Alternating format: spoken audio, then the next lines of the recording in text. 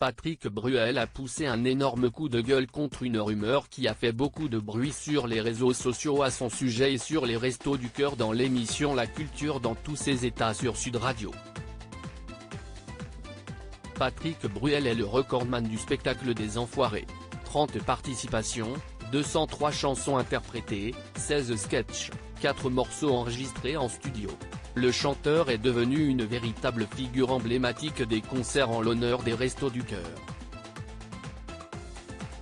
Et après autant d'années sur scène pour l'association, Patrick Bruel prend toujours autant de plaisir de faire partie de la bande comme il l'a confié à Télé Loisirs.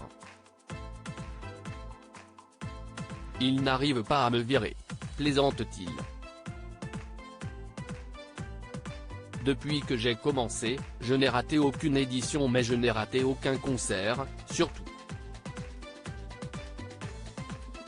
Je ne dis pas que je viens assidûment avant aux répétitions, mais au moins j'essaye de faire toutes les représentations. Malheureusement, depuis plusieurs jours, une terrible rumeur circule à propos du chanteur et de l'association. Jamais de la vie.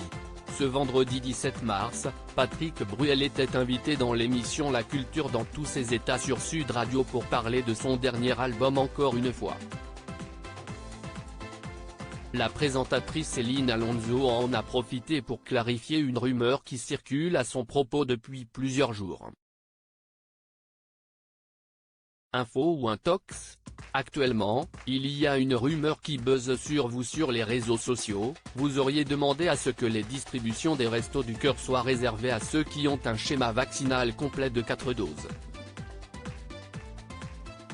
Je veux absolument votre réponse parce que ça buzz, lui a-t-elle demandé. Jamais de la vie, a tout de suite répondu le chanteur totalement choqué par cette rumeur. Ça va aller déjà devant la police, et ensuite devant la justice. Patrick Bruel a ensuite continué, c'est une fake news totale. J'ai bien vu les images fabriquées comme si BFM TV avait fait un bandeau, même les gens de la chaîne étaient outrés et je le suis aussi évidemment. Le chanteur a également dévoilé que certaines personnes mal intentionnées usurpent son identité pour soutirer de l'argent à ses fans. Mais les fake news, il n'y a pas que ça. Il y a aussi des salopards qui se planquent derrière des faux comptes pour essayer de soutirer de l'argent en mon nom, il y a une arnaque même qui est en train de se faire, attention, sur le domaine de Léos, domaine qui appartient au chanteur, note de la rédaction, a-t-il confié avec stupeur. Avant de conclure, mais tout ça va aller déjà devant la police, et ensuite devant la justice, parce qu'on ne va pas laisser ça comme ça. C'est lamentable.